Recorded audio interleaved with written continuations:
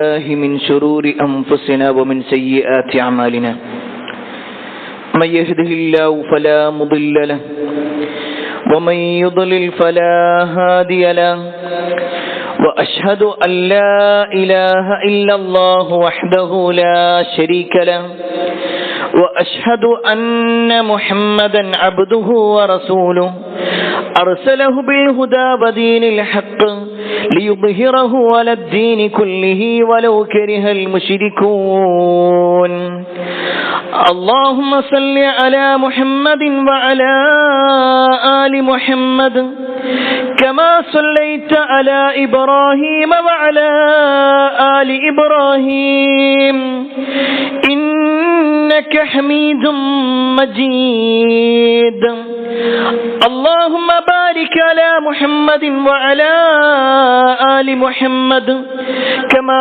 باركت على إبراهيم وعلى آل إبراهيم إنك حميد مجيد يا أيها الذين آمنوا اتقوا الله حق تقاته ولا تموتن إلا وأنتم مسلمون أما بعد فإن خير الحديث كتاب الله وخير الهدي هدي محمد صلى الله عليه وسلم وشر الأمور محدثاتها وكل محدثة بدعة وكل بدعة ضلالة وكل ضلالة في النار أعوذ بالله من الشيطان الرجيم بسم الله الرحمن الرحيم قد أفلح المؤمنون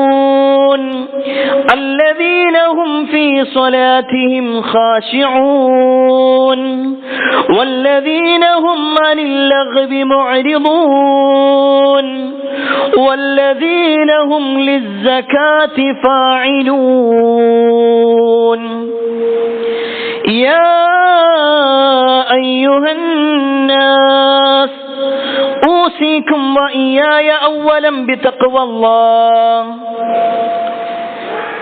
ഏറെ സ്നേഹനിധരായ സത്യവിശ്വാസികളെ, സഹോദരന്മാരെ, സഹോദരിമാരെ, രക്ഷിതാക്കളെ, അള്ളാഹുവിന്റെ വിധിവിലക്കൽ അനുസരിച്ചുകൊണ്ടും പ്രവാചകൻ സല്ലല്ലാഹു അലൈഹി വസല്ലമയുടെ ജീവിതചര്യ പിൻപറ്റിക്കൊണ്ടും ജീവിക്കണമേ എന്ന് ആദ്യമായി എന്നോടും തുടർന്ന് നിങ്ങൾ ഓരോരുത്തരോടും ഉണർത്തുകയാണ്, വസിയ്യത്ത് ചെയ്യുകയാണ്. അള്ളാഹുവിന്റെ അപാരമായ അനുഗ്രഹത്താൽ നമ്മളിലേക്ക് കടന്നു വന്ന റമദാനാകുന്ന അതിഥി അതിന്റെ ഒന്നാമത്തെ 10 പ്രവേശിക്കാൻ ഏതാനും മണിക്കൂറുകൾ മാത്രമാണ് ബാക്കിയുള്ളത്. ഒന്നാമത്തെ 10 അവസാനിക്കുന്നതിന് മുമ്പായി നമ്മളൊരു സ്വയം വിലയിരുത്തൽ നടത്തേണ്ട സമയം കൂടിയാണിത്. ഒരു പക്ഷേ നോമ്പിന്റെ കാര്യത്തിൽ നമ്മൾ സജീവമായി ഇടപെടുന്നതോടൊപ്പം മറ്റുള്ള ആരാധനാ കർമ്മങ്ങളിൽ കൂടി ആ ഒരു ശ്രദ്ധയും സൂക്ഷ്മതയും ഉണ്ടോ എന്ന് നമ്മൾ ഓരോരുത്തരും പരിശോധിക്കണമെന്ന് പ്രത്യേകം ഓർമ്മപ്പെടുത്തുന്നു. പ്രിയപ്പെട്ടവരെ, കഴിഞ്ഞ ദിവസം ഒരു സഹോദരൻ ചോദിച്ച ഒരു ചോദ്യം, ആ ഒരു ചോദ്യം ഉൾപ്പെടുത്തി എന്റെ ഖുതുബ ആരംഭിക്കാനാണ് ഉദ്ദേശിക്കുന്നത്. അദ്ദേഹം ചോദിച്ച ചോദ്യം, ഒരാൾ നോമ്പെടുക്കുന്നുണ്ട്, എന്നാൽ അയാൾ നമസ്കാരത്തിന്റെ കാര്യത്തിൽ അത്ര കൃത്യതയോ കണിശതയോ ഇല്ല. പഴയ പോലെ തന്നെ അയാൾ നമസ്കാരത്തിൽ അശ്രദ്ധമായി പോകുന്നുണ്ട്, എന്നാൽ നോമ്പിന്റെ കാര്യത്തിൽ ആൾ ഉഷാറാണ്. അയാളുടെ നോമ്പ് കൊണ്ട് കാര്യമുണ്ടോ? ഇതാണ് ചോദ്യം. ഇവിടെ നമ്മൾ മനസ്സിലാക്കേണ്ട ചില കാര്യങ്ങൾ. ഒരു പക്ഷേ ഇതേ ചോദ്യം പല ആളുകളും ചോദിക്കാറുണ്ട്.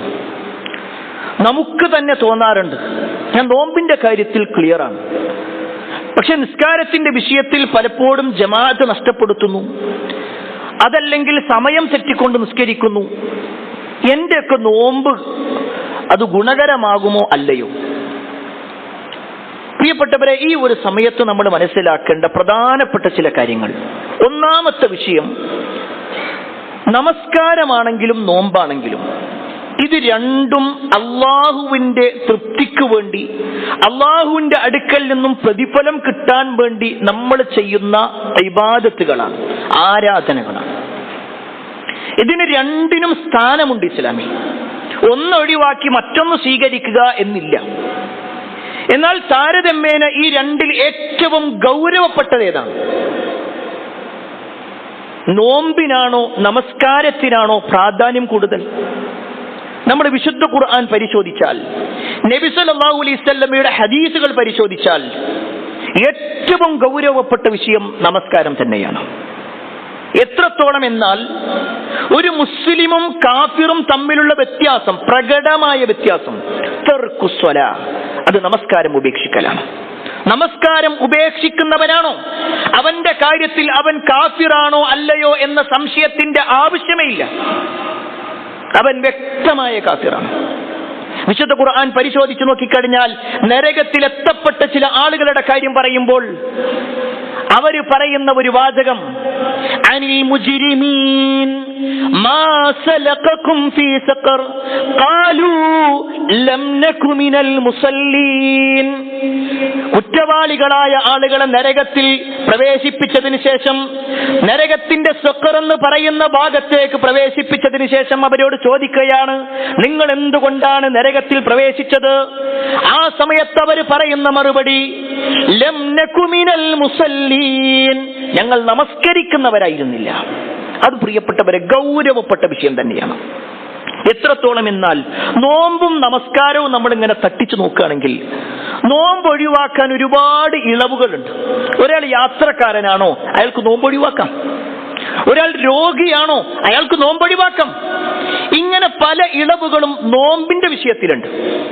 എന്നാൽ നമസ്കാരത്തിന്റെ വിഷയത്തിൽ അങ്ങനെ ഒരു ഇളവില്ല. ഒരാൾ രോഗിയാണ്, അയാൾക്ക് നിൽക്കാൻ കഴിയൂല, എന്നാൽ അയാൾ ഇരുന്ന് നിസ്കരിക്കണം. ഇരിക്കാൻ കഴിയൂല എങ്കിൽ അയാൾ കിടന്ന് നിസ്കരിക്കണം. അയാൾക്ക് എങ്ങനെയാണോ, അയാൾക്ക് സ്വബോധമുള്ള അവസ്ഥയാണെങ്കിൽ, വെന്റിലേറ്ററിൽ കിടക്കുകയാണെന്നുണ്ടെങ്കിലും അയാൾക്ക് സ്വബോധമുണ്ടോ അയാൾ നിസ്കരിക്കണം. ഇനി യാത്രക്കാരന്റെ വിഷയത്തിലോ അയാൾക്കും ഇളവില്ല. ആകെ ഒരു ഇളവുള്ളത് 4 റക്അത്തുള്ള നമസ്കാരം 2 റക്അത്തായിട്ട് ചുരുക്കി നിസ്കരിക്കാം. ഇതിനപ്പുറത്തേക്ക് ഇളവില്ല. അതുകൊണ്ട് പ്രിയപ്പെട്ടവരെ, ഈ ഒരു വിഷയത്തിന്റെ ഗൗരവം നമ്മൾ മനസ്സിലാക്കണം. നമസ്കാരം എന്നുള്ളത് അത് നിസ്സാരമായ ഒന്നല്ല. ഒരാൾ നോമ്പെടുത്തിട്ടും നമസ്കാരം ഒഴിവാക്കുകയാണെങ്കിൽ അയാളുടെ നോമ്പ് കൊണ്ട് വലിയ പ്രതിഫലം ഉണ്ടാകുകയില്ല എന്നുകൂടി ഓർമ്മപ്പെടുത്തുന്നു. ഇനി പ്രിയപ്പെട്ടവരെ, ഇത്ര ഗൗരവപ്പെട്ടതാണ് നിസ്കാരമെങ്കിൽ ആ നിസ്കാരത്തിലേക്ക് ചേർത്ത് വെച്ചുകൊണ്ട് ഖുർആനിന്റെ ഒരു ഇരട്ട എന്ന നിലക്ക് അബ്ദുല്ലാഹി ഇബ്നു അബ്ബാസ് റളിയല്ലാഹു അൻഹു പറഞ്ഞൊരു കാര്യമുണ്ട്. ഖുർആനിൽ എവിടെയെല്ലാം നമസ്കാരത്തെ കുറിച്ച് പറയുന്നുണ്ടോ അതിൽ ഒട്ടുമിക്ക സ്ഥലങ്ങളിലും അതിലേക്ക് ചേർത്തു പറഞ്ഞ ഒരു കാര്യം, ഇഖാമത്തുസ് സ്വലാഹ് വ ഈതാഇസ് സകാഹ് വ തുഖീമുസ് സ്വലാഹ് വ തുഅതിയസ് സകാഹ്. നമസ്കാരം നിലനിർത്തണമെന്ന് പറഞ്ഞിടത്തെല്ലാം അതിന്റെ ഒരു ഇരട്ടയായി, അതിന്റെ ഒപ്പമായി അതിലേക്ക് ചേർത്ത് വെച്ച് പറഞ്ഞ ഒരു കാര്യമാണ് സക്കാത്ത് എന്ന വിഷയം. ഒരു പക്ഷേ ഇന്ന് നമ്മുടെ സമൂഹത്തിൽ ഒരുപാട് ആളുകൾ സക്കാത്തിന്റെ വിഷയത്തിൽ അത്ര ഗൗരവത്തിലല്ല എന്ന് പറയാതിരിക്കാൻ നിർവാഹമില്ല. നമ്മുടെ സമൂഹത്തെ നമ്മളിങ്ങനെ നോക്കിക്കഴിഞ്ഞാൽ സക്കാത്തിന്റെ വിഷയത്തിൽ ആളുകൾ പ്രധാനമായിട്ടും 3 തരത്തിലായിട്ട് നമുക്ക് കാണാൻ പറ്റും. അതിൽ ഒന്നാമത്തെ വിഷയം, സക്കാത്തിനെ കുറിച്ച് ഒന്നും അറിയൂല. ഒരു പക്ഷേ ഇങ്ങനെ ഒരു ഖുത്ബ പറയുമ്പോൾ പോലും അയാൾ വിചാരിക്കും ഇത് ഇന്നെ കുറിച്ചൊന്നുമല്ല, ഇത് എനിക്ക് ബാധ്യതയുള്ള ഒരു കാര്യമേ അല്ല, വേറെ വല്ല വിഷയമായിരുന്നെങ്കിൽ എനിക്ക് ഉപകാരപ്പെടുമായിരുന്നു. സക്കാത്തിനെ കുറിച്ച് യാതൊന്നും ഞാൻ കൊടുക്കേണ്ടവനാണോ, എനിക്ക് വാങ്ങാൻ പറ്റുമോ ഇല്ലേ, ഇതിനെക്കുറിച്ചൊന്നും അറിയാത്ത ഒരു വിഭാഗം. രണ്ടാമത്തെ വിഭാഗം എന്താണെന്നറിയോ?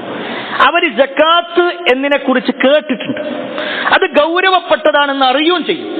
പക്ഷേ അവർക്ക് തോന്നിയ രൂപത്തിൽ ഏതെങ്കിലും ഒരു അറബി കോളേജിന് കൊടുത്താൽ, ഏതെങ്കിലും ഒരു വ്യക്തിക്ക് കൊടുത്താൽ, കുടുംബത്തിലെ ആർക്കെങ്കിലും 1000 കൊടുത്താൽ, അല്ലെങ്കിൽ ഏതെങ്കിലും ഒരു പള്ളിക്ക് കൊടുത്താൽ, ഇതൊക്കെ സക്കാത്തിൻ്റെതായിട്ട് ഇങ്ങനെയുണ്ട്.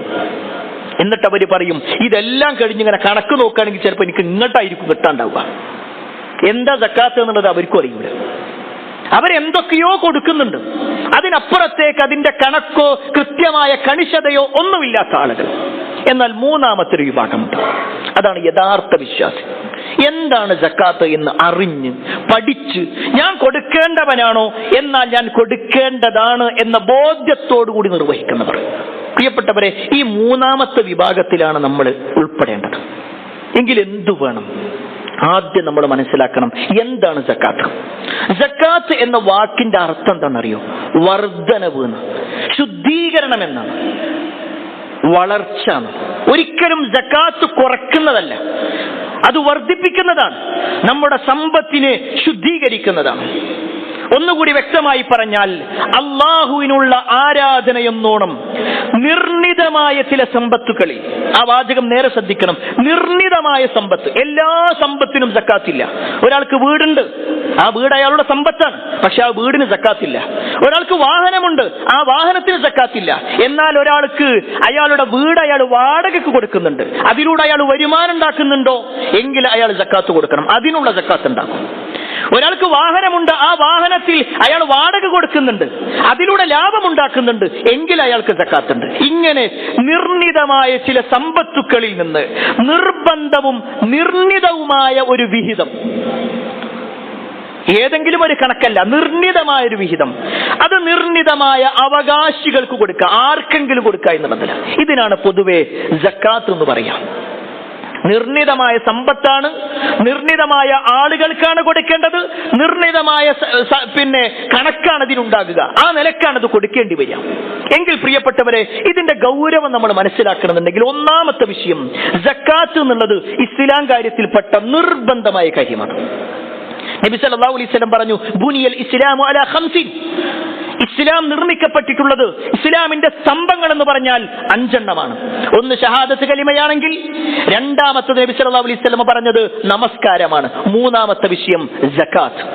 സക്കാത്ത് കൊടുക്കുക. നമ്മളെല്ലാവരും പഠിച്ചിട്ടുണ്ട്, ഇസ്ലാം കാര്യങ്ങൾ എണ്ണി പഠിച്ചവരാണ്. എങ്കിൽ ആ ഇസ്ലാം കാര്യത്തിൽപ്പെട്ടതാണ് സക്കാത്ത് നിർവഹിക്കുക, സക്കാത്ത് കൊടുക്കുക എന്നുള്ളത് നിർബന്ധമായ കാര്യം. രണ്ടാമത്തെ വിഷയം, ഒരാൾക്ക് ഈമാനുണ്ട് എന്നതിന്റെ അടയാളം, ഒരാൾ വിശ്വാസിയാണ് എന്നതിന്റെ അടയാളം. നേരത്തെ ഇസ്ലാം കാര്യത്തിലാണെങ്കിൽ ഈമാനുമായി ബന്ധപ്പെട്ടുകൊണ്ടും എണ്ണി പറഞ്ഞിട്ടുണ്ട്. ഞാൻ തുടക്കത്തിൽ ഓതി വെച്ച ആയത്ത്, വിശുദ്ധ ഖുർആൻ 23-ാം അധ്യായം സൂറത്തുൽ മുഅ്മിനൂനിലെ തുടക്കത്തിലുള്ള ആയത്തിൽ കാണുവാൻ സാധിക്കും, ഖദ് അഫ്ലഹൽ മുഅ്മിനൂൻ, തീർച്ചയായും സത്യവിശ്വാസികൾ വിജയിച്ചിരിക്കുന്നു. എന്താണ് ആ വിശ്വാസിയുടെ പ്രത്യേകത? അല്ലദീന ഹും ഫീ സ്വലാത്തിഹിം ഖാശിഊൻ, അവർ അവരുടെ നമസ്കാരത്തിൽ ഭയഭക്തിയുള്ളവരാണ്. വല്ലദീന ഹും അനിൽ ലഗ്വി മുഅരിദൂൻ, വ്യതിരിക്തമായ ഒരു മനുഷ്യനെ സംബന്ധിച്ചിടത്തോളം വ്യർത്ഥമായ വിഷയങ്ങളുണ്ട്, അതിൽ നിന്ന് വിട്ടുനിൽക്കുന്ന ആളായിരിക്കും. വല്ലദീന ഹും ലിസ്സകാത്തി ഫാഇലൂൻ, അവർ സക്കാത്ത് കൊടുക്കുന്നവരുമായിരിക്കും. ഒരു വിശ്വാസിയെ സംബന്ധിച്ചിടത്തോളം അവൻ നിസ്കരിക്കുന്നവനാണ് എന്ന് മാത്രമല്ല, അവൻ സക്കാത്ത് കൊടുക്കുന്നവരുമാണ്. അതും ഗൗരവപ്പെട്ട വിഷയം. ഇനി മൂന്നാമത്തെ ഒരു കാര്യം, സക്കാത്തിന്റെ ഫളലുകളിൽ കാണാൻ പറ്റും, ഒരു സക്കാത്ത് ഒരാൾ നിർവഹിക്കുന്നുണ്ടെങ്കിൽ അവൻ ആ വ്യക്തിയെയും അവന്റെ സമ്പത്തിനെയും ശുദ്ധീകരിക്കുന്ന ഒരു കാര്യമാണ്. നേരത്തെ നമ്മൾ പറഞ്ഞു, സക്കാത്ത് എന്ന വാക്കിന് ശുദ്ധീകരണം എന്നൊരു വാക്കുണ്ട്, ഒരർത്ഥം കൂടിയുണ്ട്. ആ വിഷയത്തിൽ അല്ലാഹു സുബ്ഹാനഹു വതആല പറയാണ്, ഖുദ് മിൻ അംവാലിഹിം സദഖ, ഖുദ് മിൻ അംവാലിഹിം സദഖ തുതഹിറുഹും വതുസക്കീഹിം ബിമാ വസല്ലി അലൈഹിം. അല്ലാഹു സുബ്ഹാനഹു വതആല പറയാണ്, അവരിൽ നിന്ന് നിങ്ങൾ സമ്പത്ത് സ്വീകരിക്കണം. എങ്ങനെ? തുതഹിറുഹും, അവരെ ശുദ്ധീകരിക്കാൻ, വതുസക്കീഹിം, അവരെ സംസ്കരിക്കാൻ, ബിഹ, അതുകൊണ്ട്. ആ സക്കാത്ത് എടുത്താലാണ് സമ്പത്ത് ശുദ്ധീകരിക്കുള്ളൂ, സക്കാത്ത് കൊടുത്താലാണ് നമ്മൾ ശുദ്ധീകരിക്കപ്പെടുള്ളൂ. ഈ ഒരു ആയത്തിനെ വിശദീകരിച്ചുകൊണ്ട് പണ്ഡിതന്മാർ വിശദീകരിച്ച് നമുക്ക് കാണാൻ പറ്റും. എത്രത്തോളം എന്നാൽ, മഹദിയായ നമ്മുടെ ഉമ്മയായ ആയിഷ റളിയല്ലാഹു അൻഹ പറയുന്ന ഒരു വാചകം, സഹാബിമാരിൽ ഒട്ടുമിക്ക ആളുകളും പറഞ്ഞൊരു വാചകമുണ്ട്, കേട്ടോളും പ്രിയപ്പെട്ടവരെ. നമ്മുടെ സമ്പത്ത് ശുദ്ധീകരിക്കപ്പെടണമെങ്കിൽ, നമ്മുടെ സമ്പത്തിൽ മാലിന്യം അടിഞ്ഞുകൂടിയിട്ടില്ല എന്ന് ഉറപ്പുവരുത്തണമെങ്കിൽ, നമ്മുടെ സമ്പത്തിലുള്ള സക്കാത്തിന്റെ ഓഹരി അതിന്റെ ആളുകൾക്ക് കൊടുക്കണം. നമ്മുടെ കയ്യിൽ കുറെ പൈസ ഉണ്ട്, അതിന്റെ സക്കാത്തിന്റെ ഓഹരി നമ്മൾ കൊടുത്തിട്ടില്ലെങ്കിൽ, സക്കാത്തിന്റെ അവകാശികളെ ഏൽപ്പിക്കാത്ത ആ സമ്പത്ത് എത്ര കാലം നമ്മുടെ സമ്പത്തിലുണ്ടോ അതിനനുസരിച്ചുകൊണ്ട് നമ്മുടെ സമ്പത്തും മോശമായി പോകും, നഷ്ടമായി പോകും. അത്ര ഗൗരവമുണ്ട് ഈ വിഷയത്തിന്. അത്ര ഗൗരവപ്പെട്ട വിഷയം. അതുകൊണ്ട് പ്രിയപ്പെട്ടവരെ, നമ്മൾ പരിശോധിക്കണം, നമ്മുടെ സമ്പത്ത് ശുദ്ധീകരിക്കപ്പെടണോ വേണ്ടയോ, നമ്മുടെ സമ്പത്ത് സംസ്കരിക്കപ്പെടണോ വേണ്ടയോ. സംസ്കരിക്കപ്പെടണമെങ്കിൽ നമ്മുടേതല്ലാത്ത ഒരു ഓഹരി അതിലുണ്ട്. അത് ചിലപ്പോൾ 1000 രൂപയായിരിക്കാം, ചിലപ്പോൾ 10,000 രൂപയായിരിക്കാം, ചിലപ്പോൾ 1,00,000 പക്ഷെ എത്രയാണെങ്കിലും അത് നമ്മുടേതല്ല. നമ്മുടേതല്ലാത്തതിലേക്ക് ചേർന്നാൽ, ഒരു കൊട്ട ആപ്പിളിൽ ഒരാപ്പിള് മോശമായി കഴിഞ്ഞാൽ കുറച്ചു കാലം കഴിയുമ്പോൾ എല്ലാം മോശമായി മാറും. നമുക്കറിയുന്ന കാര്യമാണ്. നമ്മുടെ വീട്ടിലേക്ക് നമ്മൾ കൊണ്ടുവന്നാൽ ഏതെങ്കിലും ഒന്ന് മോശമായ ഒരു ആപ്പിൾ ഉണ്ടെങ്കിൽ, ഒരു ഫലമുണ്ടെങ്കിൽ, ഒരു മാമ്പഴമുണ്ടെങ്കിൽ നമ്മൾ അത് എടുത്തു മാറ്റും, അത് ബാക്കി കൂടി കേടുവരുത്തും. എങ്കിൽ പ്രിയപ്പെട്ടവരെ, നമ്മുടേതല്ലാത്ത സമ്പത്ത് നമ്മൾ സ്വരുക്കൂട്ടി വെച്ച് അക്കൗണ്ടിൽ വെച്ച് അതിങ്ങനെ നമ്മുടെ അവകാശമായിട്ട് ഇങ്ങനെ കൊണ്ടു നടക്കുന്നുണ്ടെങ്കിൽ തീർച്ചയായും അത് മറ്റുള്ള സമ്പത്ത് കൂടി ഹറാമാക്കുന്ന അവസ്ഥയായിരിക്കും. അള്ളാഹു കാത്തിരക്ഷിക്കുമാറാവട്ടെ. അത്ര ഗൗരവപ്പെട്ട വിഷയം. ഇനിയോ, സക്കാത്തിനെ സംബന്ധിച്ചിടത്തോളം സക്കാത്ത് എന്നത് വളർച്ചയാണ്, തളർച്ചയല്ല. ഒരു മനുഷ്യൻ സക്കാത്ത് കൊടുക്കുമ്പോ സക്കാത്ത് കൊടുക്കുന്നതിലൂടെ അവൻ പാപ്പരായി പോകുകയല്ല. അല്ലാഹു സുബ്ഹാനഹു തആല അവന് വർദ്ധിപ്പിച്ചു കൊടുക്കുകയാണ് ചെയ്യുക. വിശുദ്ധ ഖുർആനിലൂടെ അല്ലാഹു സുബ്ഹാനഹു തആല പലിശയെ കുറിച്ച് പറഞ്ഞു. പലിശയുടെ വിഷയം എണ്ണി പറഞ്ഞിട്ട് പറയാണ്, അവർ പലിശക്ക് ഇങ്ങനെ കൊടുക്കുന്നുണ്ട്, അതിലൂടെ അവർക്ക് ലാഭം കിട്ടുന്ന അവർ വിചാരിക്കുന്നത്, പക്ഷേ അള്ളാഹുവിന്റെ അടുക്കൽ അവർക്ക് നഷ്ടം മാത്രമാണ് ഉണ്ടാകുക. എന്നിട്ട് അതിന്റെ ബാക്കി പറയാണ്, വമാ ആതൈതും മിൻ സകാത്ത് വമാ ആതൈതും മിൻ സകാത്തിൻ തുരീദൂന വജ്ഹല്ലാഹ് ഫഉലൈക ഹുമുൽ മുളൈഫൂൻ.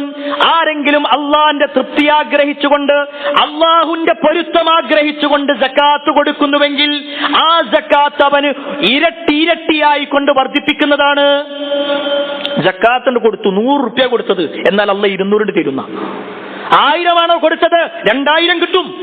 ഇത് അള്ളാന്റെ വാക്കാ, വിശുദ്ധ ഖുർആനിന്റെ ആയത്താ. സംശയമുണ്ടോ? ഖുർആനിന്റെ വിഷയത്തിൽ നമുക്ക് സംശയമുണ്ടോ? ഖുർആൻ പരിപൂർണമായി അള്ളാഹുവിന്റെ വാചകമാണ് എന്ന് നമ്മൾ വിശ്വസിക്കുന്നുവെങ്കിൽ ആ ഖുർആനിലൂടെ അള്ളാഹ് പറഞ്ഞ കാര്യമാണത്. ഞാൻ അവർക്ക് വർദ്ധിപ്പിച്ചു കൊടുക്കും. ഇനി ചരിത്രം കൂടി കേട്ടോളി പ്രിയപ്പെട്ടവരെ. അങ്ങനെ വർധനവ് കിട്ടിയ ചില ആളുകളുണ്ട്. ഹദീസുകളിൽ കാണുവാൻ സാധിക്കും. സലാമത്ത് ഇബ്നു സഖ്റ അൽ അൻസാരി റളിയല്ലാഹു അൻഹു, അദ്ദേഹത്തിന്റെ അടുക്കലേക്ക് 2 സ്വഹാബിമാര് കടന്നു വരികയാണ്.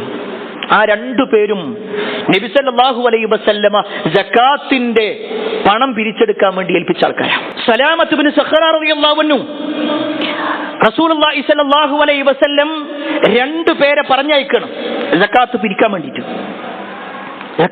വേണ്ടി പറഞ്ഞയച്ചു. ഈ 2 പേരും സലാമ റളിയല്ലാഹുവിന്റെ അടുക്കലേക്ക് വന്നു. ഇബ്നു സലാമ എന്ന പേരിലാണ് അദ്ദേഹം അറിയപ്പെടുന്നത്. അദ്ദേഹത്തിന്റെ കയ്യിൽ 25-ന്റെയും 35-ന്റെയും ഇടയിൽ ഒട്ടകങ്ങൾ ഉണ്ടായിരുന്നു. അത്ര എണ്ണം ഒട്ടകമുണ്ട്. അപ്പൊ അദ്ദേഹം കൊടുക്കേണ്ടത് 1 വയസ്സുള്ള ഒരു പെണ്ണൊട്ടകമാണ്. അതിന്റെ കണക്ക് നോക്കിക്കഴിഞ്ഞാൽ അങ്ങനെ കൊടുക്കണ്ടേ. ഈ വന്ന 2 ആളുകളും പറഞ്ഞു, നിങ്ങൾ 1 വയസ്സിന്റെ ഒരു പെണ്ണൊട്ടകം തരണം. ഇത് പറഞ്ഞതും അദ്ദേഹം പറഞ്ഞു, 1 വയസ്സുള്ളത് കൊണ്ട് എന്താ കാര്യം? അതിനെ ചുമടെടുക്കാനും പറ്റൂല, യാത്ര ചെയ്യാനും പറ്റൂല, അതിനെ കൊണ്ട് കൃഷിയൊന്നും പറ്റൂല. അതുകൊണ്ട് ഞാൻ കുറച്ച് വലിയ ഒട്ടകം തരാം. ഉടനെ സക്കാത്ത് പിരിക്കാൻ വന്ന ആൾക്കാർ പറഞ്ഞു, ഞങ്ങളോട് നബി സല്ലല്ലാഹു അലൈഹി വസല്ലം എന്താണോ പറഞ്ഞത് അത് ഞങ്ങൾക്ക് വാങ്ങാൻ പറ്റുള്ളൂ, അതിനപ്പുറത്തേക്ക് ഞങ്ങൾക്ക് വാങ്ങാൻ പറ്റൂല. നിങ്ങൾക്ക് അത്ര നിർബന്ധമാണോ, നിങ്ങൾ തന്നെ നബി സല്ലല്ലാഹു അലൈഹി വസല്ലമയോട് പറയണം. സക്കാത്ത് കുറക്കാനല്ല സലാം റളിയല്ലാഹു അൻഹു നോക്കുന്നത്, കൂട്ടാൻ വേണ്ടിയിട്ട്. തന്റെ വീട്ടിൽ നിന്ന് കിലോമീറ്ററുകളോളം യാത്ര ചെയ്ത് നബി സല്ലല്ലാഹു അലൈഹി വസല്ലമയുടെ അടുക്കൽ വന്നു. എന്നിട്ട് പ്രവാചകൻ സല്ലല്ലാഹു അലൈഹി വസല്ലമയോട് പറഞ്ഞു, അല്ലാഹുവിന്റെ റസൂലേ, എന്റെ കണക്ക് നോക്കിയപ്പോ 1 വയസ്സുള്ള ഒരു പെണ്ണൊട്ടകമാണ് ഞാൻ കൊടുക്കേണ്ടത്. പക്ഷെ അതുകൊണ്ട് കാര്യമില്ലല്ലോ, കുറച്ച് കൂടുതൽ കൊടുക്കണമെന്ന് ഞാൻ ആഗ്രഹിക്കുന്നുണ്ട്, കുറച്ച് വലിയ ഒട്ടകം കൊടുക്കണമെന്ന് ഞാൻ ഉദ്ദേശിക്കുന്നത്. ഇത് പറഞ്ഞതും റസൂലുള്ളാഹി സ്വല്ലല്ലാഹു അലൈഹി വസല്ലമക്ക് വല്ലാത്ത സന്തോഷം വന്നു. നബി സല്ലല്ലാഹു അലൈഹി വസല്ലം അവിടെ വെച്ചുകൊണ്ട് ഒരു പ്രാർത്ഥന നടത്തുകയാണ്. അല്ലാഹുമ്മ ബാരിക് ഫീ വഫീ ഇബ്ലിഹി. അല്ലാഹുവേ, അദ്ദേഹത്തിന് നീ ബർക്കത്ത് നൽക്, അദ്ദേഹത്തിന്റെ സമ്പത്തിലും ബർക്കത്ത് നൽക്. ഈ സലാമ റളിയല്ലാഹു അൻഹു ഒരു ചരിത്രം നമ്മൾ പരിശോധിക്കുമ്പോൾ റസൂലുള്ളാഹി സ്വല്ലല്ലാഹു അലൈഹി വസല്ലമയുടെ ആ പ്രാർത്ഥന അദ്ദേഹത്തിന് എത്ര ഉണ്ടായിന്നറിയോ? മദീനയിലെ ഒരു താഴ്വര മുഴുക്കെ സലാമ റളിയല്ലാഹു അൻഹുവിന്റെ പേരിലേക്ക് മാറ്റപ്പെട്ടു. അത്രയും എണ്ണം ഒട്ടകത്തിന്റെയും അതുപോലെ തന്നെ ആടിന്റെയും ഉടമയായി സലമ റളിയല്ലാഹു അൻഹു മാറി. എത്രത്തോളം എന്നാൽ മദീനയിലെ ധനികരിൽപ്പെട്ട ഒരാളായി മാറി. അവിടെയാണ് അല്ലാഹു സുബ്ഹാനഹു വ തആല പറഞ്ഞത് ഉലൈക ഹുമുൽ മുദ്ഇഫൂൻ, അവർക്ക് ഇരട്ടിക്കിരട്ടിയായിട്ടുള്ള കൊടുക്കുന്നുള്ള വാചകം. അത് പ്രിയപ്പെട്ടവരെ നമ്മൾ മറക്കരുത്. നമ്മൾ കൊടുക്കുന്നുണ്ടെങ്കിൽ ഒരിക്കലും അത് നഷ്ടമല്ല എന്ന് നമ്മൾ മനസ്സിലാക്കുക. ഇനിയോ സക്കാത്ത് കൊടുക്കുന്നവർക്കാണ് സ്വർഗമുള്ളത്. ഒരിക്കൽ റസൂലുള്ളാഹി സ്വല്ലല്ലാഹു അലൈഹി വസല്ലമയുടെ അടുക്കിലേക്ക് ഒരാൾ വരികയാണ്. എന്നിട്ട് പറയാണ്, അല്ലാഹുവിന്റെ റസൂലേ, എനിക്ക് ചില കാര്യങ്ങൾ അറിയിച്ചു തരണം. ഞാൻ ആ കാര്യം പ്രവർത്തിച്ചാൽ എനിക്ക് സ്വർഗം കിട്ടണം, നരകത്തുനിന്ന് ഒഴിവാകാനും പറ്റണം. ആ സമയത്ത് റസൂലുള്ളാഹി സ്വല്ലല്ലാഹു അലൈഹി വസല്ലം എണ്ണി എണ്ണി പറയണം. അതിലൊന്നെന്താണെന്നറിയോ? സക്കാത്ത് കൊടുത്തു. സക്കാത്ത് കൃത്യമായിട്ട് കൊടുത്തു. ഇത് പറഞ്ഞ് നബി സല്ലല്ലാഹു അലൈഹി വസല്ലം കാര്യങ്ങളൊക്കെ വിശദീകരിച്ചപ്പോൾ അയാൾ പറയണതാ, എങ്കിൽ ഇതിൽ നിന്ന് ഒന്നും കൂട്ടാനും കുറക്കാനും ഞാൻ പോണില്ല, ഞാൻ ഇങ്ങനെ തന്നെ പോവാണ്, ഇത് ഞാൻ പാലിച്ചു കൊള്ളാം. അയാൾ അവിടെ നിന്ന് ഇങ്ങനെ പോകുമ്പോൾ നബി സല്ലല്ലാഹു അലൈഹി വസല്ലം പറയാണ്, ആർക്കെങ്കിലും ഒരു സ്വർഗാവകാശിയെ കാണണമെന്ന് ആഗ്രഹമുണ്ടോ അത് അയാളിലേക്ക് നോക്കിക്കോ. നബി സല്ലല്ലാഹു അലൈഹി വസല്ലം എണ്ണി പറഞ്ഞ കാര്യം സ്വർഗം കിട്ടുന്ന ഒരു കാര്യമായിട്ടാണ് സക്കാത്ത് കൊടുക്കുന്ന വിഷയത്തിൽ. എങ്കിൽ പ്രിയപ്പെട്ടവരെ, ഈ സക്കാത്തൊന്നും അതൊന്നും എന്നെ ബാധിക്കുന്നതല്ല, അതൊന്നും അത്ര ഗൗരവമുള്ള വിഷയമല്ല എന്നാർക്കെങ്കിലും തോന്നുന്നുണ്ടെങ്കിൽ സക്കാത്ത് കൊടുക്കാത്തവർക്കുള്ള നഷ്ടങ്ങൾ എന്താണെന്ന് കൂടി കണ്ടോ. അല്ലാഹു വിശുദ്ധ ഖുർആനിലൂടെ പറയാണ്, വലാ യഹ്സബന്നല്ലദീന യബ്ഖലൂന ബിമാ ആതാഹുമുല്ലാഹു മിൻ ഫദ്ലിഹി ഹുവ ഖൈറുൽ ലഹും. അല്ലാഹു പറഞ്ഞ ഈ ഒരു സക്കാത്തിന്റെ വിഷയത്തിൽ അത് കൃത്യമായി നിർവഹിക്കാത്ത ആളുകളുടെ കാര്യത്തിൽ അവർ ഒരിക്കലും വിചാരിക്കണ്ട അവർക്കതൊരു ഖൈറായ കാര്യമാണെന്ന്. അവർക്ക് ഖൈറായ കാര്യമല്ല, ബൽ ഹുവ ശർറുൽ ലഹും, അത് അവർക്ക് ശർറായ കാര്യമാണ്. സയുതവഖൂന മാ ഖിയാമത്ത് നാളിൽ അവനെ വലയം ചെയ്യുന്നതായിരിക്കും, അവനെ ചുറ്റപ്പൊതിയുന്നതായിരിക്കും. ഈ ആയത്ത് നബി സല്ലല്ലാഹു അലൈഹി വസല്ലമ ഓതിയ ഒരു രംഗുണ്ട്. നബി സല്ലല്ലാഹു അലൈഹി വസല്ലം ഇത് ഓതിയത് എപ്പോഴാണെന്നറിയോ? ഒരു മനുഷ്യനെ പരിചയപ്പെടുത്തിയിട്ടാണ്. അയാൾക്ക് സമ്പത്തല്ല കൊടുത്തിട്ടുണ്ട്, പക്ഷേ ആ സമ്പത്തിന് അയാൾ സക്കാത്ത് കൊടുക്കണില്ല. ഹദീസിൽ കാണാൻ പറ്റും, നബി സല്ലല്ലാഹു അലൈഹി വസല്ലം പറയാണ്, മൻ അതാഅല്ലാഹു മാല, ഒരാൾക്ക് അല്ലാഹു സമ്പത്ത് കൊടുത്തു, ഫലം യുഅദ്ദി സകാതഹു, എന്നിട്ട് അവൻ സക്കാത്ത് അതിൽ നിന്ന് കൊടുത്തില്ല, എങ്കിൽ മുസ്ലില ലഹു യൗമൽ ഖിയാമ ശുജാഅൻ അഖറ, അവന്റെ അടുക്കലേക്ക് അല്ലാഹു സുബ്ഹാനഹു തആല ഒരു വലിയ സർപ്പത്തെ പറഞ്ഞയക്കും. ആ സർപ്പം അവനെ ചുറ്റും, അവനെ മുഴുവനായിക്കൊണ്ട് അവന്റെ കഴുത്തിൽ ചുറ്റും. എന്നിട്ട് ആ സർപ്പങ്ങൾക്ക് 2 ദ്രംഷ്ടകൾ ഉണ്ടാകും, 2 വലിയ പല്ലുകൾ. ആ പല്ലുകൾ കൊണ്ട് ആ മനുഷ്യന്റെ കവിളിലേക്ക് ഇങ്ങനെ കൊത്തിക്കൊണ്ടേയിരിക്കുന്ന. എന്നിട്ട് ആ സർപ്പം വിളിച്ചു പറയും, അന കൻസുക അന മാലുക, ഞാൻ നിന്റെ നിധിയാ, നീ എടുത്തു വെച്ചതില്ലേ, ആർക്കും കൊടുക്കാതെ എടുത്തു വെച്ചത്, അതാണ് ഞാൻ, നിന്റെ സമ്പത്താണ് ഞാൻ.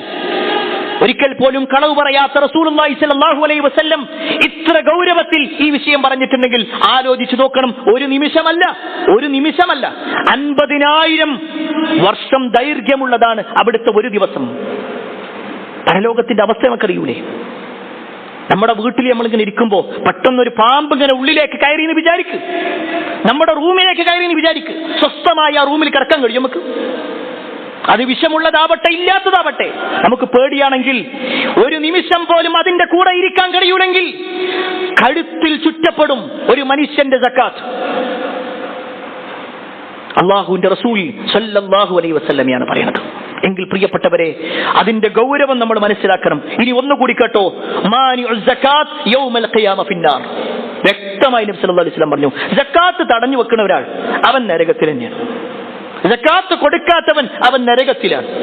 ഇതൊക്കെ റസൂലുള്ളാഹി സ്വല്ലല്ലാഹു അലൈഹി വസല്ലം പറയുമ്പോൾ സ്വാഭാവികമായിട്ടും നമുക്ക് സംശയമുണ്ടാകും, ഞാനത് കൊടുക്കേണ്ടി വരുമോ, ഞാൻ കൊടുക്കേണ്ടതുണ്ടോ? ഈ ഇരിക്കുന്ന ഓരോരുത്തർക്കും ഉണ്ടാകുന്ന സംശയമാണത്. എങ്കിൽ പ്രിയപ്പെട്ടവരെ, ആർക്കാണ് സക്കാത്ത് കൊടുക്കാനുള്ളത്, അല്ലെങ്കിൽ ആരാണ് സക്കാത്ത് കൊടുക്കേണ്ടത്? 2 നിബന്ധനകൾ, 2 കാര്യങ്ങൾ ഒരാളിൽ ഉണ്ടെങ്കിൽ അയാൾ സക്കാത്ത് കൊടുക്കണം. ഒരു മുസ്ലിമായ വ്യക്തിക്ക് 2 കാര്യങ്ങൾ ഉണ്ടെങ്കിൽ അതിൽ ഒന്നാമത്തെ വിഷയം എന്താന്ന് വെച്ചാൽ നിസാബ് എത്തുക എന്നുള്ളതാണ്. സക്കാത്തിനൊരു കണക്കുണ്ട്. ആ കണക്ക് ഒരാളുടെ കയ്യിൽ എത്തിയിട്ടുണ്ടെങ്കിൽ, അത്രയും സമ്പത്ത് അയാൾക്കുണ്ടെങ്കിൽ അയാൾ സക്കാത്ത് കൊടുക്കണം. എത്രയാണ് ആ സമ്പത്ത്? നമ്മുടെ നാട്ടിൽ കറൻസിയാണ് കാര്യമായിട്ട് ഉപയോഗിക്കുന്നത്. ഒരു പക്ഷേ ജോലിയും കച്ചവടം എല്ലാം നോക്കിക്കഴിഞ്ഞാൽ 595 ഗ്രാം വെള്ളിക്ക് തുല്യമായ സമ്പത്ത്, 595 ഗ്രാം. 1 ഗ്രാം വെള്ളിക്ക് ഇന്ന് 275 പൈസയാണ്, അല്ലെങ്കിൽ രൂപയാണുള്ളത്. 275 രൂപ എങ്കിൽ 275 × 595 ഏകദേശം 1,63,625 രൂപ ഒരാളുടെ കയ്യിൽ എടുത്തു വെക്കപ്പെട്ടതായിട്ടുണ്ടെങ്കിൽ, അയാളുടെ നിത്യ ചെലവുകൾ മാറ്റിവെച്ചുകൊണ്ട്, നിർബന്ധ ചെലവുകൾ മാറ്റിവെച്ചുകൊണ്ട് അയാളുടെ കയ്യിലുണ്ടെങ്കിൽ അയാൾ സക്കാത്ത് കൊടുക്കണം. രണ്ടാമത്തൊരു വിഷയം, ഹൗല് തികയ, വർഷം തികയ. ചില ആളുകളൊക്കെ അയാൾ കട തുടങ്ങിയിട്ടുള്ളത് ജനുവരി മാസമാണ്, അപ്പൊ ജനുവരിയിൽ എന്നുള്ള കണക്കാ നോക്കുക, അല്ലെങ്കിൽ മാർച്ചിലാണ്, മാർച്ചിന്റെ സമയമാകുമ്പോൾ നോക്കുക. ചില ആളുകളൊക്കെ ഗവൺമെന്റിൽ കൊടുക്കുന്നതിനനുസരിച്ച് കൊണ്ടുള്ള കണക്കാ നോക്കുക. അല്ല, ഒരു മുസ്ലിമിനെ സംബന്ധിച്ചിടത്തോളം സക്കാത്ത് കണക്ക് നോക്കുന്നത് ഹിജ്റ വർഷവും അറബ് മാസവും നോക്കിക്കൊണ്ടാണ്. അറബ് മാസമാണ് നോക്കുക. ഒരാൾ മുഹറമിലാണോ എന്നാൽ അടുത്ത മുഹറം വരെ, റമദാനിലാണോ എന്നാൽ അടുത്ത റമദാൻ, റമദാൻ 25-നാണോ എന്നാൽ അടുത്ത റമദാൻ 25-ന്റെ ഉള്ളിൽ. അപ്പോഴേക്ക് കൃത്യമായ കണക്കുണ്ടാവണം. ആ കണക്ക് നോക്കിക്കൊണ്ടാണ് ഒരാൾ കൊടുക്കേണ്ടത്. സാലറി വാങ്ങുന്നവരോടാണ് ഓർമ്മപ്പെടുത്താനുള്ളത്, കച്ചവടക്കാരോടാണ് ഓർമ്മപ്പെടുത്താനുള്ളത്. നമ്മൾ സക്കാത്ത് കണക്ക് നോക്കണം. നമ്മൾ ഭൗതികമായി കൊണ്ട് നോക്കിക്കഴിഞ്ഞാൽ ഇൻകം ടാക്സിന്റെ ഒരു അന്വേഷണം വരുമെന്ന് പറഞ്ഞാൽ കൃത്യമായി കൊണ്ട് നമ്മൾ നോക്കും, ഓഡിറ്റ് ചെയ്യും, എല്ലാം അന്വേഷിക്കും. നമ്മൾ ഒരു പക്ഷേ പല ആളുകളുടെയും മുന്നിൽ പോയിക്കൊണ്ട്, ഇത് പഠിച്ച ആളുകളുടെ മുന്നിൽ എല്ലാ പേപ്പറുമായിട്ട് കൊണ്ടുപോയി കൊടുക്കും. അയാൾ പറയാണ് 1 മണിക്കൂർ നേരം അവിടെ ഇരിക്കണം, 1 ദിവസം ഇരിക്കണം, 2 ദിവസം ഇവിടെ വെക്കണം, ഒരു പ്രശ്നമില്ല നമുക്ക്. എന്നാൽ സക്കാത്തിന്റെ വിഷയത്തിലെത്തുമ്പോഴോ അതൊന്നും പഠിക്കാൻ സമയമല്ല, അറിയാൻ സമയമല്ല, ചോദിക്കാൻ സമയമല്ല, ഞാനൊന്നും കൊടുക്കേണ്ടി വരൂല. പ്രിയപ്പെട്ടവരെ, ഈ ദുനിയാവില് ഏതോ ഒരു മനുഷ്യൻ നമ്മളെ ഒന്ന് ഭീഷണിപ്പെടുത്തുമ്പോഴേക്ക്, അല്ലെങ്കിൽ ഒരു നിയമം കാണിക്കുമ്പോഴേക്ക് നമുക്ക് പേടി തോന്നുന്നുണ്ടെങ്കിൽ രാജനായ റബ്ബിന്റെ മുന്നിൽ എന്താ നമ്മൾ മറുപടി പറയാ? ഇപ്പൊ നമ്മൾ പരസ്പരം പറയുന്ന മറുപടി അല്ലാഹുവിന്റെ മുന്നിൽ പറയാൻ പറ്റണതാ? ഞാനൊന്നും കൊടുക്കേണ്ടി വരൂല, എനിക്കതിന് മാത്രമൊന്നും പൈസ അല്ല. കണക്ക് നോക്കിയിട്ടുണ്ടോ? അതാ നോക്കണ്ടേ. നമ്മൾ കണക്ക് നോക്കിയിട്ട് പറയാണ്, ഇല്ല ഞാൻ എല്ലാം നോക്കി, ഈ പറഞ്ഞ രൂപന്റെ കയ്യിലില്ല, അത്രയ്ക്ക് വന്നിട്ടില്ല. എങ്കിൽ പ്രിയപ്പെട്ടവരെ, നമ്മൾ പരിശോധിക്കണം. നമ്മുടെ കച്ചവടത്തിന്റെ കാര്യം നോക്കണം, നമ്മുടെ കടയിലുള്ള സ്റ്റോക്ക് നോക്കണം. അതിനു വേണ്ടി ചിലപ്പോൾ 1 ദിവസമോ 2 ദിവസമോ ഒരാഴ്ചയോ കട അടച്ചു വെക്കേണ്ടി വരും. കാരണം അതിൽ വർധനവ് പടച്ചോനാ തരുന്നത്. നമ്മുടെ ഹറാമായ മുതലുമായിട്ട് നിറച്ചരുത്.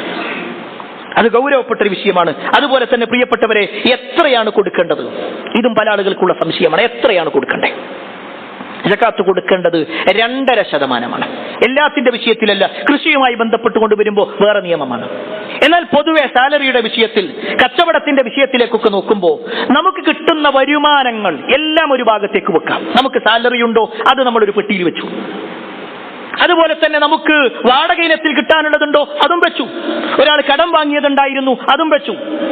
ഇങ്ങനെ നമുക്ക് കിട്ടിയ മുഴുവൻ സമ്പത്തും വെച്ചിട്ട് നമ്മുടെ നിർബന്ധ ബാധ്യതകളെല്ലാം ഒഴിവാക്കി ആ ഒരു പെട്ടിയിൽ 1,63,625 രൂപക്ക് മുകളിൽ പണമുണ്ടെങ്കിൽ അതിന്റെ 2.5%. അതിന്റെ 2.5%. 2 ലക്ഷമാണോ എങ്കിൽ 5,000 കൊടുക്കണം. ഓരോന്നിന്റെയും എത്രയാണോ നമ്മുടെ കയ്യിലുള്ളത് അത് നോക്കാനുള്ള എളുപ്പവഴി കൂടി പറഞ്ഞുതരാം. നമ്മുടെ കയ്യിലുള്ള മുഴുവൻ പൈസയും കണക്കൂട്ടാം. എല്ലാവരുടെ കയ്യിലും കാൽക്കുലേറ്റർ ഉണ്ടാകും, മൊബൈലിൽ കാൽക്കുലേറ്റർ ഉണ്ട്. എങ്കിൽ നമ്മളതും കണക്ക് നോക്കിയിട്ട് ഹരിക്കണം 40 എന്ന് അടിച്ചു നോക്കുക. അതാണ് 2.5% നോക്കാനുള്ള വഴി. എത്രയാണോ പണമുള്ളത് അത് ഹരിക്കുക 40, എങ്കിൽ കിട്ടുന്ന ഒരു സംഖ്യ ഉണ്ട്. അതാണ് നമ്മൾ സക്കാത്ത് കൊടുക്കാനുണ്ടാവുക. പിന്നെ ഇങ്ങനെ ഞാൻ കൊടുക്കണോ എന്ന് അന്വേഷിക്കേണ്ട ആവശ്യമില്ല. ഇനി സഹോദരിമാരിക്കട്ടോ, ഒരു സ്ത്രീയെ സംബന്ധിച്ചിടത്തോളം സ്വർണത്തിന്റെ വിഷയത്തിൽ ഗൗരവമുണ്ട്. 10.5 പവന് മുകളിൽ 20 ദീനാർ എന്ന് പറഞ്ഞാൽ 10.5 പവനാണ്. അതിന് മുകളിൽ 10.5 പവനോ അതിന് മുകളിലോ എത്രയുണ്ടെങ്കിലും കൊടുക്കണം. ഈ 10.5 പവന് ഒഴിവാക്കിയിട്ടല്ല. ചില ആളുകളൊക്കെ ഇങ്ങനെ റീലുകളുമായിട്ട് വരികയാണ്. ഒരു പെണ്ണ് 50 പവൻ അവളുടെ ശരീരത്തിൽ ഇട്ട് നടക്കുന്നുണ്ട്, എന്നാലും അവൾ സക്കാത്ത് കൊടുക്കണ്ട. ആര് പറഞ്ഞു? അവൾ ഉപയോഗിക്കുന്നു എന്നതുകൊണ്ട് സക്കാത്തിൽ നിന്ന് ഒഴിവാക്കപ്പെടുമോ? റസൂലുള്ളാഹി സ്വല്ലല്ലാഹു അലൈഹി വസല്ലമയുടെ ഹദീസുകൾ പരിശോധിക്കുമ്പോൾ പ്രവാചകൻ സ്വല്ലല്ലാഹു അലൈഹി വസല്ലമയുടെ അടുക്കലേക്ക് വന്ന ഒരു സ്ത്രീയുടെ വിഷയത്തിൽ, അവളുടെ കയ്യിലുള്ള സ്വർണം കണ്ട ഒരു വളയുടെ വിഷയത്തിൽ പ്രവാചകൻ സ്വല്ലല്ലാഹു അലൈഹി വസല്ലമ ചോദിച്ചിട്ടുണ്ട്, അതിന് സക്കാത്ത് കൊടുത്തിട്ടുണ്ടോ? ബാക്കിയുടെ സ്വത്ത് കൂടി കൂട്ടിയിട്ടാ പറയുന്നത്. ഒരു വളക്ക് സക്കാത്തുണ്ടെന്നല്ല. എങ്കിൽ പ്രിയപ്പെട്ടവരെ, ഈ വിഷയം സഹോദരിമാര് ശ്രദ്ധിച്ചോ. 10.5 പവനിൽ മുകളിലുണ്ടെങ്കിൽ ചില ആളുകളൊക്കെ ഇങ്ങനെ ബാങ്ക് ലോക്കറിൽ കൊണ്ടുവച്ചിക്കുക, അതൊരു അസറ്റായിട്ട് മാറ്റി വെച്ചിക്കുക. എങ്കിൽ എത്ര കാലം നമ്മുടെ കയ്യിൽ, 1 വർഷം തികയുന്നുണ്ടോ കൊടുക്കണം. 25 പവനുണ്ട്, അത് നമ്മൾ എടുത്തു വെച്ചിരിക്കുകയാണ്. ഇത്തവണ നമ്മൾ കൊടുത്താൽ അടുത്ത വർഷവും അതിന്റെ 2.5% നോക്കി കൊടുക്കണം. അത് കഴിഞ്ഞ വർഷം കൊടുത്തില്ലേ, വർഷം മാറി എങ്കിൽ അത് കൊടുക്കണം. പ്രിയപ്പെട്ടവർ, ഇതൊക്കെ ഇങ്ങനെ പറയുമ്പോൾ ശൈത്താൻ ഇങ്ങനെ മനസ്സിങ്ങനെ പിടിച്ചുകൊണ്ടിരിക്കും. എന്നാലും ഞാൻ കഷ്ടപ്പെട്ടുണ്ടാക്കിയതല്ലേ, ഞാൻ അധ്വാനിച്ചതല്ലേ. അവിടെ നമ്മളിങ്ങനെ ആലോചിച്ചാൽ മതി, ഉമ്മാന്റെ ഗർഭപാത്രത്തിൽ നിന്ന് വരുമ്പോഴേ ഈ 2 കൈ ഇങ്ങനെ പിടിച്ചു എന്നല്ലാതെ അതിലൊന്നും ഉണ്ടായിട്ടില്ല. ഒക്കെ പടച്ചോൻ തന്നതാ. നമ്മളെ വാപ്പാന്റെ കയ്യിൽ നിന്ന് അനന്തര സ്വത്തായിട്ട് കിട്ടിയതാണെങ്കിലും റബ്ബ് തന്നതാ. ഒക്കെ പടച്ചോൻ തന്നതാണെങ്കിൽ അള്ള പറയാണ് ഞാൻ നിങ്ങൾക്ക് നൽകിയതിൽ നിന്ന് നിങ്ങൾ കൊടുക്കുന്ന. എവിടെ നിന്ന് നിങ്ങൾ സമ്പാദിച്ചത് എന്നല്ല പറയണേ, ഞാൻ നിങ്ങൾക്ക് നൽകിയതിൽ നിന്ന്. ഒരാളെ കയ്യിൽ 100 രൂപ കൊടുത്തിട്ട് പറയാണ് അപ്പുറത്തൊരിക്ക് 2.5 ഉറുപ്പിക കൊടുക്കണം എന്ന് പറഞ്ഞാൽ എന്ത് നഷ്ടം നമുക്കുള്ളത്? ബാക്കി 97 നമ്മുടെ കയ്യിലില്ലേ?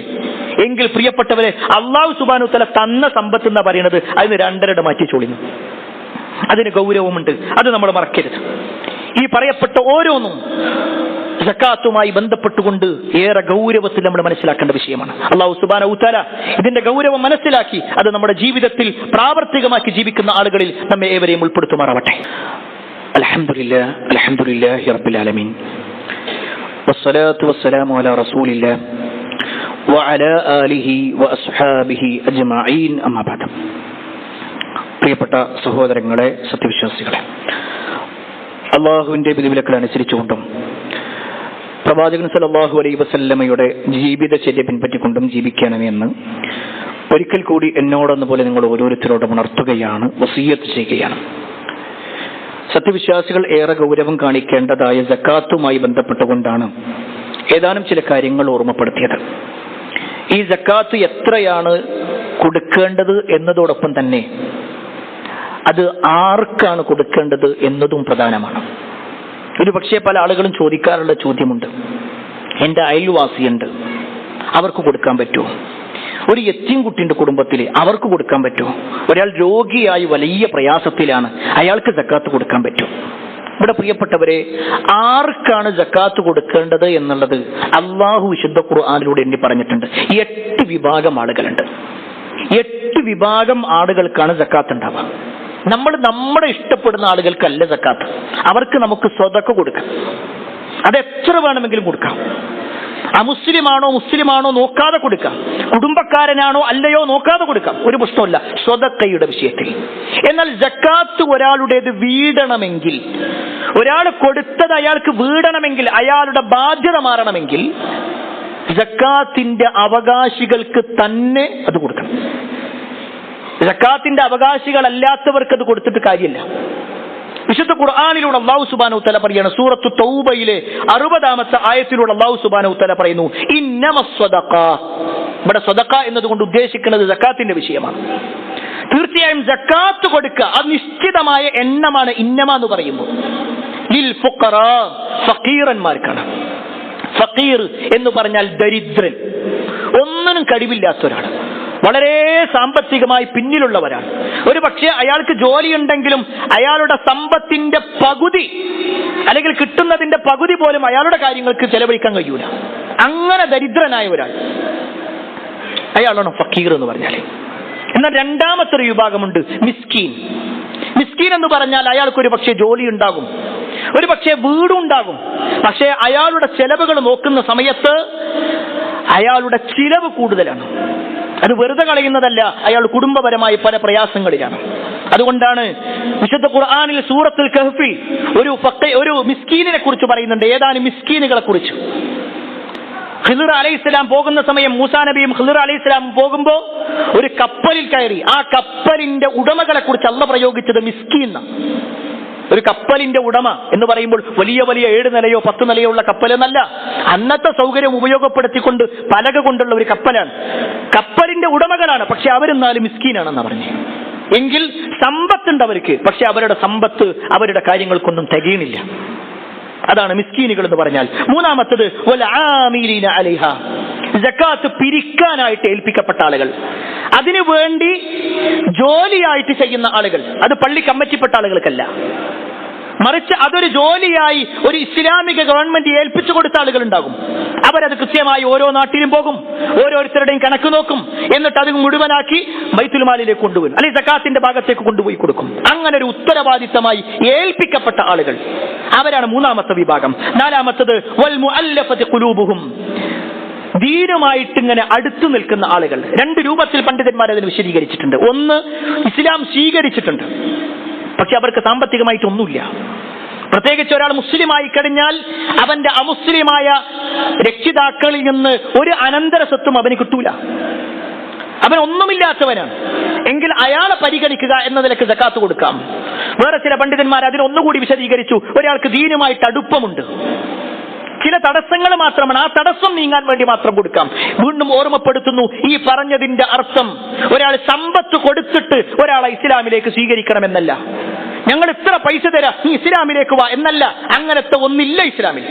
അങ്ങനെ പണം കൊടുത്തുകൊണ്ടോ അല്ലെങ്കിൽ പ്രേമം നടിച്ചുകൊണ്ടോ ഒന്നും ഇസ്ലാമിലേക്ക് സ്വീകരിപ്പിക്കേണ്ട ഒരാവശ്യം ഇസ്ലാമിനില്ല. ഇനി അഞ്ചാമത്തെ വിഷയം വഫിർ റിഖാബ്,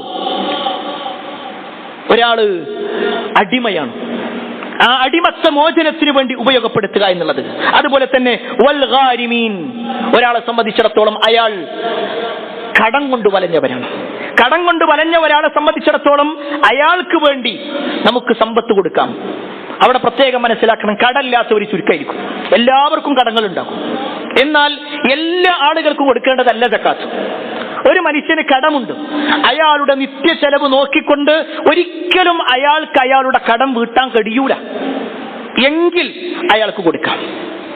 ഇനി മറ്റൊന്ന് പണ്ഡിതന്മാർ വിശദീകരിച്ചിട്ടുള്ളത്, വേറെ ഒരാളുടെ കടം ഒരാൾ ഏറ്റെടുത്തു, വാപ്പ മരിക്കണ സമയത്തോ അല്ലെങ്കിൽ സഹോദരൻ മരിക്കണ സമയത്തോ കൂട്ടുകാരൻ മരിക്കണ സമയത്തോ ഒന്ന് ഞാനത് ഏറ്റെടുത്തു എന്ന് പറഞ്ഞിട്ടുണ്ടെങ്കിൽ ആ വ്യക്തിയെ സഹായിക്കുക എന്ന നിലക്കും എണ്ണി പറഞ്ഞിട്ടുണ്ട്. അതുപോലെ തന്നെ ഏഴാമത്തെ കാര്യം, അള്ളാഹുവിന്റെ മാർഗത്തിൽ ഫീ സബീലില്ലാഹ്, അള്ളാന്റെ മാർഗത്തിൽ കൊടുക്കുക. അഥവാ യുദ്ധത്തിന്റെ വിഷയത്തിൽ മാത്രമാണത്. ചില ആളുകൾ ഈ ഫീ സബീലില്ലയാണ് പള്ളി ഉണ്ടാക്കാൻ വേണ്ടിയിട്ട് ചോദിക്കുക, അല്ലെങ്കിൽ മദ്രസയുടെ വിഷയത്തിൽ ചോദിക്കുക, യതീംഖാനന്റെ വിഷയത്തിൽ ചോദിക്കുക. അതൊന്നുമില്ല. ഫീ സബീലില്ലാ എന്ന് പറയുമ്പോൾ അത് പ്രത്യേക വിഭാഗമാണ്. അഥവാ അള്ളാഹുവിന്റെ മാർഗം, അഥവാ ജിഹാദ്, അള്ളാഹിന്റെ മാർഗത്തിലുള്ള യുദ്ധത്തിന്റെ വിഷയത്തിലാണ്. ഇവിടെ സംശയമുണ്ടാകും പല ആളുകൾക്കും, യതീം കുട്ടിക്ക് കൊടുത്തൂടെ? കൊടുക്കാം, പക്ഷേ ആ കുട്ടി ഈ പറയപ്പെട്ട ഏതിലെങ്കിലും ഒന്നുകിൽ ഫക്കീറാവണം അല്ലെങ്കിൽ മിസ്കീനാവണം, ആ രൂപത്തിലുള്ളതായിരിക്കും. ഒരാൾ രോഗിയാണ് എന്നതുകൊണ്ടോ അയാളുടെ ചികിത്സക്ക് എന്ന നിലക്കോ സക്കാത്ത് കൊടുക്കാൻ പറ്റൂല. മറിച്ച് അയാൾ ഫക്കീറാണ് അല്ലെങ്കിൽ മിസ്കീനാണ് അല്ലെങ്കിൽ ചികിത്സയുടെ ആവശ്യപ്രകാരം അയാൾ കടത്തിന്റെ മേൽ കടത്തിലായിട്ടുണ്ട് എങ്കിൽ കടം വീട്ടാൻ വേണ്ടിയിട്ട് എന്നതിലേക്ക് കൊടുക്കാം. ഇനി എട്ടാമത്തെ വിഷയം, ഒരാൾ വഴിപോക്കനാണ്. അയാളൊരു നാട്ടിൽ പെട്ടുപോയി, ഒരാളൊരു നാട്ടിലേക്ക് പോകാൻ, ആ നാട്ടിലെത്തി അയാൾ കുടുങ്ങിപ്പോയി, അയാൾക്ക് തിരിച്ചു വരാൻ പറ്റാത്തൊരവസ്ഥയാണ്.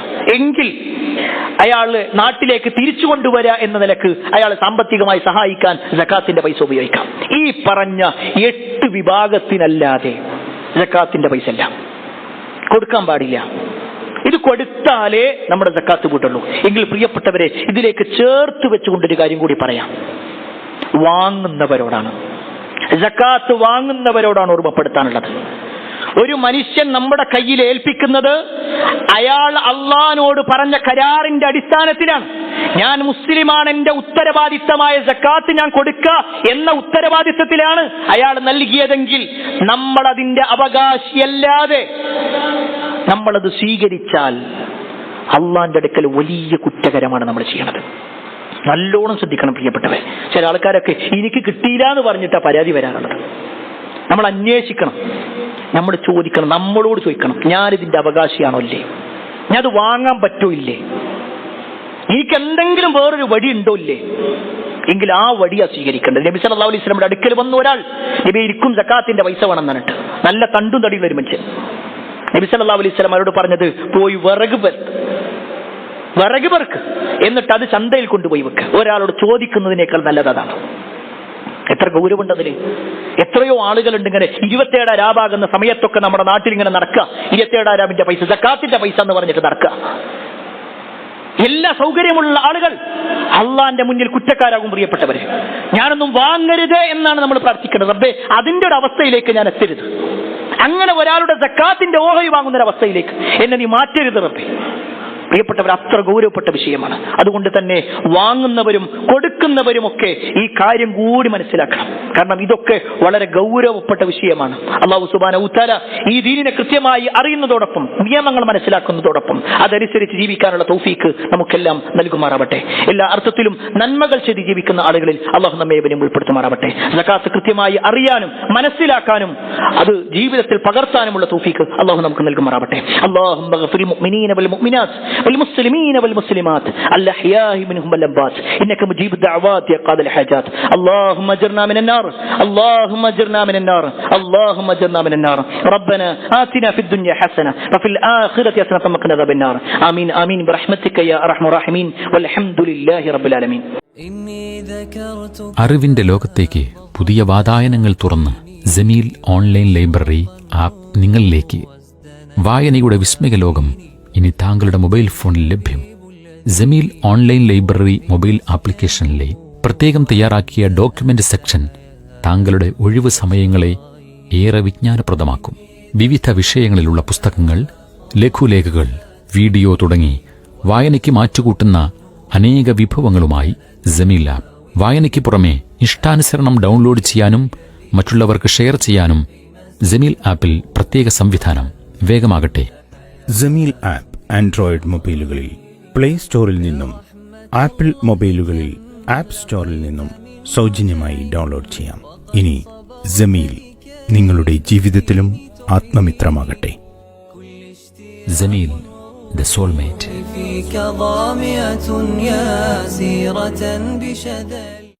Peace Radio, tuned to reality.